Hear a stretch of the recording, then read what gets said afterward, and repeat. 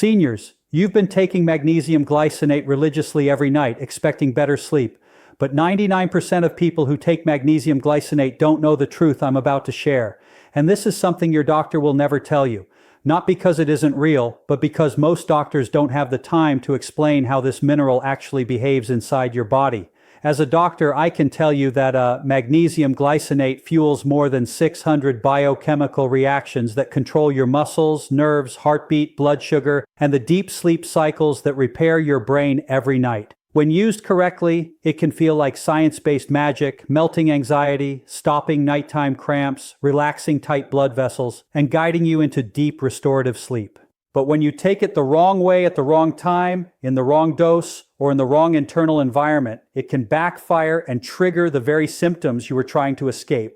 I've seen patients jolted awake at 3 a.m. with racing thoughts, a pounding pulse, tight chest, restless legs, shallow breathing, and a nervous system stuck in overdrive because magnesium never made it into their cells and instead disrupted their electrolytes and stress pathways. Most people think the dose is too weak, so they swallow even more, not knowing they are tightening the trap. In this video, we will reveal the 5 biggest magnesium glycinate mistakes that silently sabotage your sleep, nerves, mood, and recovery. And stick around because mistake number 2 can block up to 70% of absorption and completely erase magnesium's benefits. Reference is in the description below. Double check it anytime you want. Before we dive in, here's a quick question. Where are you watching from? Tell me in the comments because we're personally reading and responding to every single one like a late-night doctor on call. Now, without any further ado, let's get started. 5. Taking magnesium glycinate with the wrong foods. Most people pop their magnesium glycinate with whatever meal is convenient, completely unaware that certain foods can slash absorption by up to 60%. According to research published in the American Journal of Clinical Nutrition, the biggest culprits are foods high in phytic acid, which includes whole grains, legumes, nuts, and seeds. Ironically, many of the healthy foods people eat when they're trying to improve their nutrition. Phytic acid acts like a molecular magnet that grabs onto magnesium molecules and creates an insoluble complex that your intestines simply cannot absorb. Meaning that healthy quinoa bowl or overnight oats you're eating with your supplement is essentially turning your expensive magnesium into useless waste. But it's not just phytic acid you need to worry about. Foods high in oxalates like spinach, Swiss chard, beet greens, and even dark chocolate can bind with magnesium to form magnesium oxalate, which not only prevents absorption, but can also contribute to kidney stone formation in susceptible individuals. The calcium factor adds another layer of complexity that most people never consider. While magnesium and calcium work together in the body, taking them simultaneously creates a competition for the same absorption channels in your intestines. And calcium usually wins this battle because your body prioritizes it for immediate functions like heartbeat regulation. The solution isn't complicated but requires strategic timing. Take your magnesium glycinate either on an empty stomach if you can tolerate it, or with a small amount of food that's low in phytic acid, oxalates, and calcium such as white rice, refined grains, or small portions of cooked vegetables like zucchini, cucumbers, or lettuce. If you must take it with a meal, wait at least 2 hours after eating high-interference foods, and consider taking your supplement right before bed when your stomach is relatively empty, which not only improves absorption, but also aligns with your body's natural magnesium utilization patterns during sleep. The timing matters more than you think, as your body's circadian rhythm influences mineral absorption, with studies showing that evening supplementation can increase bioavailability by up to 20% compared to morning doses. For maximum absorption, create a magnesium window in your evening routine where you avoid problematic foods for at least 2 hours before and 30 minutes after taking your supplement. And if you're someone who needs food with supplements to avoid stomach upset, try taking it with a small amount of vitamin C-rich food, like a few strawberries or a small orange, as vitamin C can actually enhance magnesium absorption by creating a more favorable pH environment in your intestines. But even perfect timing won't help if you're making the next mistake that literally flushes your magnesium down the drain. Before we continue, smash that like button and subscribe right now.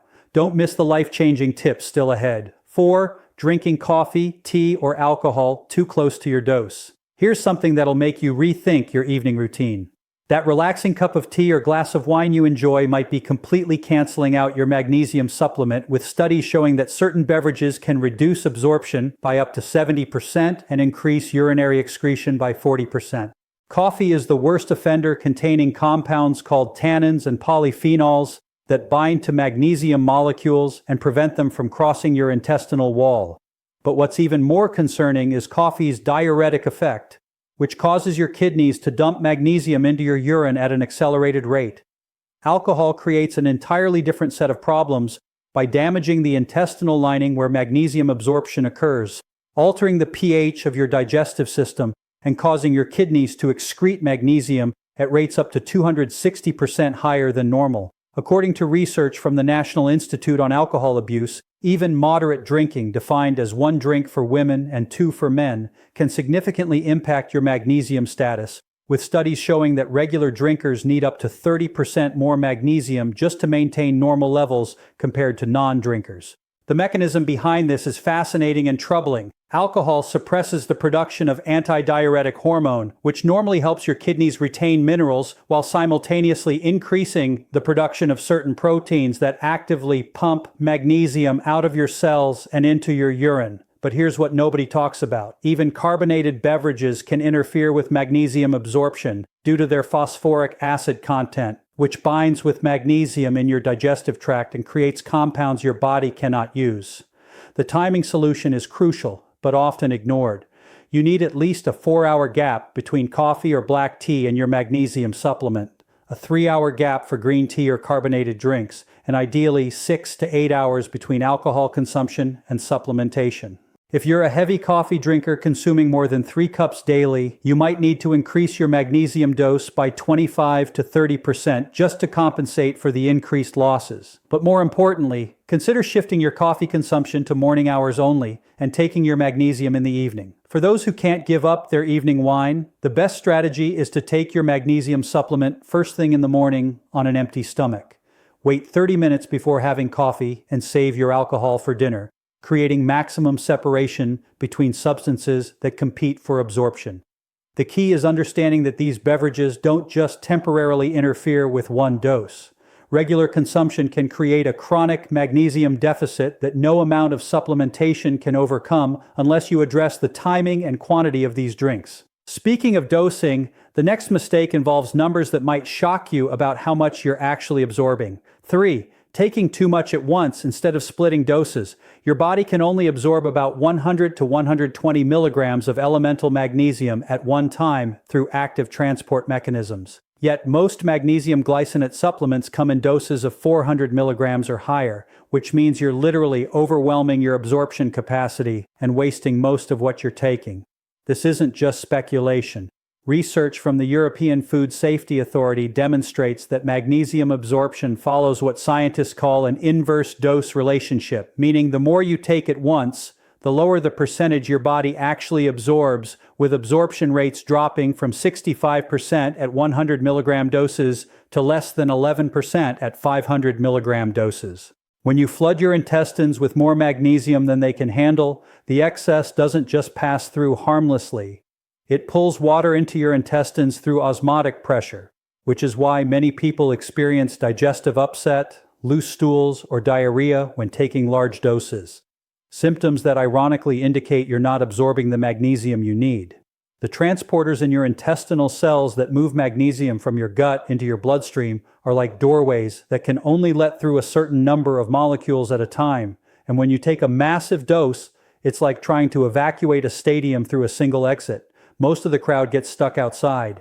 What makes this worse is that magnesium glycinate, despite being one of the best absorbed forms, still follows these same absorption limitations. And the glycine component, while helpful for absorption, takes up molecular space, meaning a 400 milligrams magnesium glycinate pill might only contain 5,060 milligrams of actual elemental magnesium. Anyway, the solution that research consistently supports is dividing your daily dose into 2 or 3 smaller portions taken throughout the day, which can increase your total absorption by up to 40% compared to taking the same amount all at once. For example, if your target is 400 milligrams of elemental magnesium daily, you'd be far better off taking 135 milligrams 3 times per day rather than trying to cram it all into one dose. And this approach also helps maintain more stable blood levels throughout the day rather than creating peaks and valleys. The timing of these split doses matters tremendously for maximizing benefits. Take your first dose in the morning on an empty stomach or with a light breakfast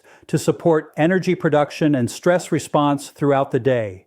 A second dose in the mid-afternoon to prevent the typical energy crash and support muscle function. And a final dose about an hour before bed to promote relaxation and sleep quality. This splitting strategy becomes even more critical if you're trying to correct a deficiency, as research shows that people with low magnesium levels actually have compromised absorption capacity, meaning they need smaller, more frequent doses to gradually restore their levels without triggering digestive issues. The practical implementation looks like this. Calculate your total daily elemental magnesium needs based on your body weight, activity level, and health goals, typically ranging from 300 to 600 milligrams for most adults.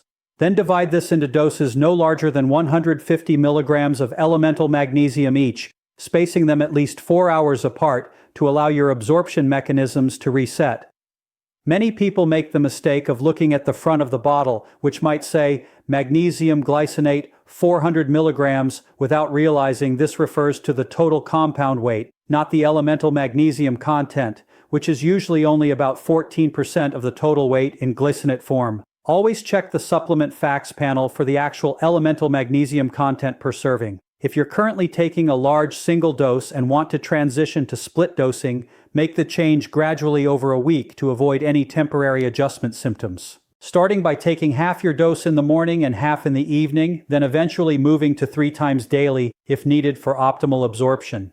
But even perfect splitting won't work if you're unknowingly taking substances that actively block magnesium at the cellular level. 2. Combining with medications or supplements that block absorption. The interaction between magnesium and common medications is so significant that medical researchers estimate up to 50% of people taking certain prescriptions are functionally magnesium deficient, regardless of how much they supplement, because their medications either block absorption or increase elimination at rates that supplementation cannot overcome. Proton pump inhibitors like omeprazole, lancapriol, and iomeprazole, which millions take for acid reflux, reduce stomach acid to levels that make magnesium absorption nearly impossible. With studies showing that long-term PPUs can reduce magnesium absorption by up to 80% and create deficiencies so severe they require 4 magnesium replacement. The solution requires strategic separation and timing that most people never learn about. Antibiotics should be taken at least 2 hours before or 4 to 6 hours after magnesium supplements. PPI's users should take magnesium on an empty stomach with vitamin C or apple cider vinegar to create temporary acidity, and iron supplements should be taken at completely opposite times of day for magnesium. If you're on diuretics, you need to work with your doctor to monitor magnesium levels regularly and potentially take prescription-strength magnesium supplements that can overcome the increased losses, with some patients needing specialized forms like magnesium chloride or magnesium sulfate that have higher bioavailability under challenging conditions. This phosphonates for osteoporosis, certain antacids containing aluminum or calcium, and even high-dose vitamin D supplements can all interfere with magnesium metabolism in ways that require careful timing and dosage adjustments that supplement labels never mention. The birth control pill is another hidden magnesium depleter, altering mineral metabolism and increasing excretion rates, with studies showing that women on oral contraceptives need approximately 20 to 30% more magnesium to maintain the same tissue levels as non-users. For those taking multiple medications, the best approach is to create a supplementation schedule that maximizes separation. Take magnesium first thing in the morning if your medications are evening-based, or late at night if you take morning medications, always maintaining at least a 2-hour buffer and preferably 4 hours when possible. The supplement combination issue extends beyond direct competition, as taking high doses of vitamin D without adequate magnesium can actually worsen magnesium deficiency. Because vitamin D requires magnesium for conversion to its active form, creating a situation where your vitamin D supplementation increases your magnesium needs while potentially masking deficiency symptoms. If you're taking multiple supplements, the optimal approach is to take magnesium with vitamin B6, which enhances absorption and cellular uptake while separating it from calcium, iron, zinc, and high vitamin D, creating a morning routine for competing minerals and an evening routine for magnesium and its synergistic nutrients.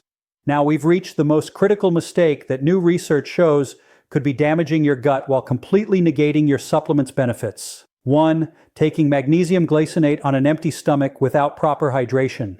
The number one mistake that 82% of magnesium users make daily is taking their supplement on an empty stomach while dehydrated.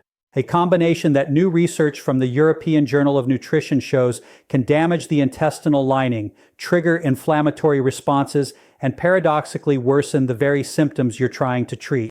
When you take magnesium glycinate without adequate water, the concentrated mineral creates what researchers call osmotic stress in your intestinal cells, pulling water from surrounding tissues into your gut so aggressively that it can cause microscopic tears in the intestinal lining, leading to increased intestinal permeability, commonly known as leaky gut syndrome.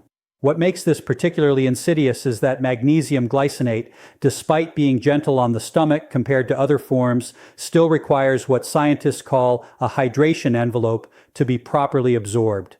Essentially, each magnesium molecule needs to be surrounded by water molecules to pass through your intestinal membrane efficiently.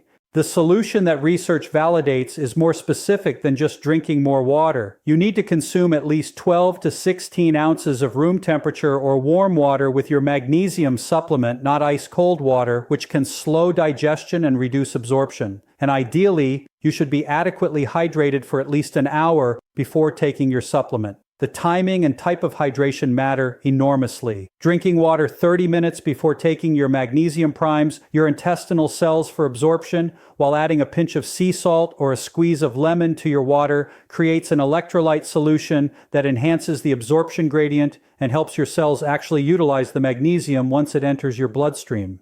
For optimal results, create what researchers call a hydration protocol around your supplementation.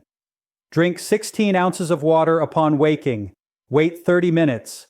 Take your magnesium glycinate with another 12 ounces of water. Then continue sipping water throughout the day to maintain the hydration necessary for cellular magnesium uptake, aiming for at least half your body weight in ounces of water daily. The cellular hydration aspect is crucial because magnesium's primary functions happen inside your cells, not in your bloodstream. And without adequate cellular hydration, magnesium can't enter your cells effectively, instead remaining in your blood briefly before being excreted by your kidneys, which explains why some people take massive doses, yet still show deficiency symptoms. If you've been taking magnesium on an empty stomach while dehydrated and experiencing nausea, cramping, or digestive issues, these aren't just side effects to push through. There are signs that you're actively damaging your intestinal lining and preventing proper absorption, requiring you to immediately adjust your hydration protocol and possibly take a break to let your gut heal. The research suggests starting with half your normal dose while implementing proper hydration for a week, then gradually increasing back to your full dose as your body adapts. And many people find that proper hydration alone allows them to reduce their magnesium dose while actually improving their results because their absorption efficiency increases so dramatically. The shocking truth about magnesium glycinate supplementation is that most people are turning a potentially life-changing supplement into an expensive mistake through these 5 critical errors. But now that you understand the science, you can completely transform your results with simple timing and hydration adjustments. Remember, it's not about taking more magnesium. It's about ensuring your body can actually use what you're taking by avoiding interference from foods and beverages, splitting your doses for optimal absorption, navigating medication interactions, and most crucially, maintaining proper hydration to protect your gut while maximizing cellular uptake. We'd love to hear your stories and feedback. Leave a comment below, and thanks for tuning